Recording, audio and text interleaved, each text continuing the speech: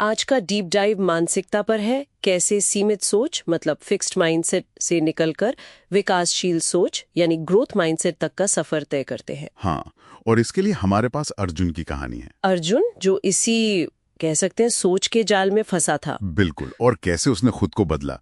ये कहानी मानसिकता, चुनौतियों और बदलाव के उपकरणों पर फोकस करती है। तो हमारा मिशन क्या है इस डीप डाइव में? मिशन है अर्जुन के अनुभव से ये समझना कि ये सीमित सोच आखिर काम कैसे करती है और इससे बदलने में कौन से मोड़, कौन से टूल्स कारगर होते हैं। और इस बदलाव का असल जिंदगी पर असर क्या होता है? एग्जैक्टली, क्योंकि ये सिर्फ सोच तक नहीं रहता। तो चलिए शुरू करते हैं।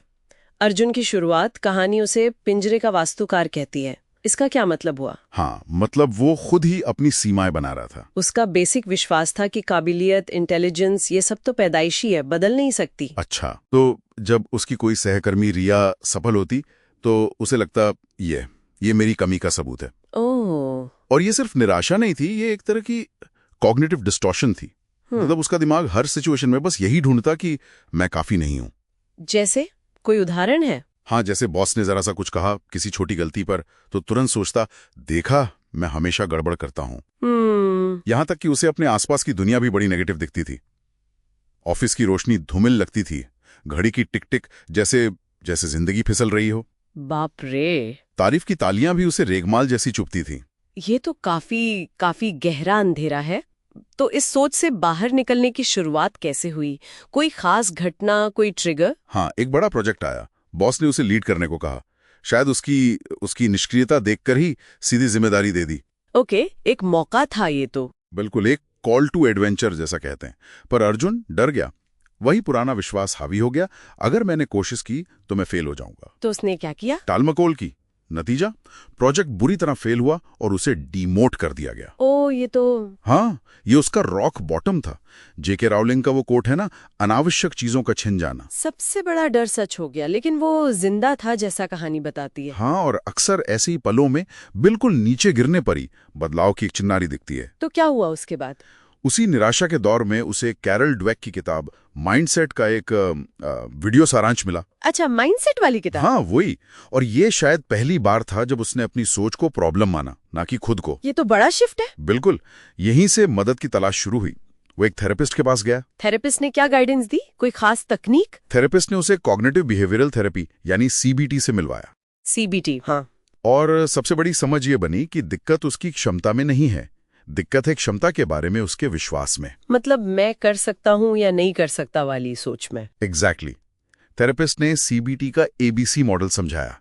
ए यानी घटना, जैसे प्रोजेक्ट फेल होना। ओके। बी यानी विश्वास या सोच, मैं फेलियर हूं। और सी यानी परिणाम, जैसे निराशा, उदासी। लक्ष्य था इस बी को, उस नेगेटिव सोच को बदलना। ये सुनने में लॉजिकल लगता है। हाँ, थेरेपिस्ट ने एक अच्छी उपमा दी थी कि अर्जुन का दिमाग तेज है, रेस कार जैसा, पर फिक्स्ड माइंडसेट उसे साइकिल के ब्रेक की तरह रोक रहा है। अच्छा। सीबीटी उन ब्रेक्स को अपग्रेड करने जैसा था और ग्रोथ माइंडसेट असली इंजन। लेकिन क्या ये प्रैक्टिस में आसान था? सोच बदलना ये तो मुश्किल काम है। आसान तो बिल्कुल नहीं था। इसके बाद उसने 30 दिन का ग्रोथ माइंडसेट चैलेंज लिया, एक नई प्रोग्रामिंग भाषा सीखना शुरू किया। ओह, चैलेंज? हाँ, और जाहिर है मुश्किलें आई, कोड में बग्स आए और पुरानी सोच लौटी होगी तुरंत। ये नामुमकिन है, मैं स्मार्ट नहीं हूं। लेकिन अब फर्क ये था कि उसके पास सीबीटी के औजार थे। अच्छा। हाँ। तो उसने क्या किया? वो उस विचार को पकड़ता था, इसे द पॉज कहा गया। हाँ। फिर उसे चुनौती देता था, द रीफ्रेम। रीफ्रेम कैसे? जैसे ये मुश्किल है, हाँ। लेकिन नामुमकिन नहीं, मैं सीख सकता हूं। उसने डेविड गॉगिन्स, माइकल जॉर्डन जैसे लोगों से भी प्रेरणा ली। जॉर्डन का वो कहना, मैं बार बार फेल हुआ हूं इसलिए सफल होता हूं। हाँ हाँ, सुना है। उसने निराशा को सीखने का संकेत और दिमाग के बढ़ने का सबूत मानना शुरू किया। ये लगातार प्रैक्टिस का नतीजा था। हाँ। पर क्या कोई ऐसा पल आया जब उसे लगा कि हाँ, अब वाकई कुछ बदल गया है? हाँ, वो हाँ, क्लिक मोमेंट। हाँ, बिल्कुल। चैलेंज के बाद उसे एक ड्रीम जॉब का एड दिखा। अच्छा। और तुरंत पुरानी सोच, वो इम्पोस्टर सिंड्रोम कि मैं काबिल नहीं हूं, मैं एक धोखेबाज हूं, वो वापस आ गई। अरे, वो एप्लीकेशन बंद ही करने वाला था। तभी कुछ अजीब हुआ। कोई सोचा समझा फैसला नहीं था, बल्कि एक फिजिकल सेंसेशन। फिजिकल मतलब शारीरिक? हाँ, सीने में अचानक हल्कापन महसूस हुआ, जैसे कोई वजन, कोई बोझ उतर गया हो। और जो अंदर की आलोचना वाली आवाज थी वो फीकी और बेतुकी लगने लगी। वाह, ये दिलचस्प है। इसे सोमैटिक शिफ्ट कहते हैं शायद। बिल्कुल, यही उसका आहा मोमेंट था। उसे एकदम साफ समझ आया कि नौकरी मिले ना मिले, असली जीत तो वो इंसान बनने में है जो अप्लाई करने की हिम्मत कर रहा है। क्योंकि सोच बदल गई थी। एग्जैक्टली, उसने अप्लाई बटन दबा दिया। कमाल है। और कहानी का अंत क्या हुआ? क्या उसे नौकरी मिली और क्या ये बदलाव टिका रहा? हाँ, 6 महीने बाद उसे नौकरी मिल गई थी। लेकिन कहानी ये कहती है कि वो असली जीत नहीं थी। तो असली जीत क्या थी? उसका बदला हुआ नजरिया। अब जैसे मीटिंग में कोई प्रॉब्लम आती है तो वो घबराता नहीं, वो मुस्कुराकर कहता है चलिए इसे सुलझाते हैं।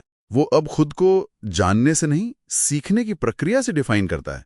यही उसका अमृत था, मतलब बदलाव का ज्ञान, जिसे वो अब दूसरों को, जैसे नए इंटर्न्स को सिखा रहा था। और दुनिया को देखने का नजरिया भी बदला होगा। बिल्कुल, वही ऑफिस की लाइटें अब उसे उज्जवल लगती थी, घड़ी की टिक टिक गहन काम की ले बन गई थी। सोच ने हकीकत बदल दी थी।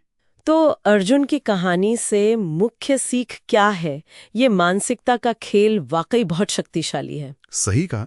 सीख यही है कि सीमित सोच हमें सच में कैद कर सकती है, लेकिन एक बाहरी धक्का, सही दिशा निर्देश और औजार जैसे सीबीटी और ग्रोथ माइंडसेट और लगातार प्रैक्टिस, हाँ, चुनौतियों का सामना करना, विचारों को रीफ्रेम करना, इनसे गहरा बदलाव मुमकिन है।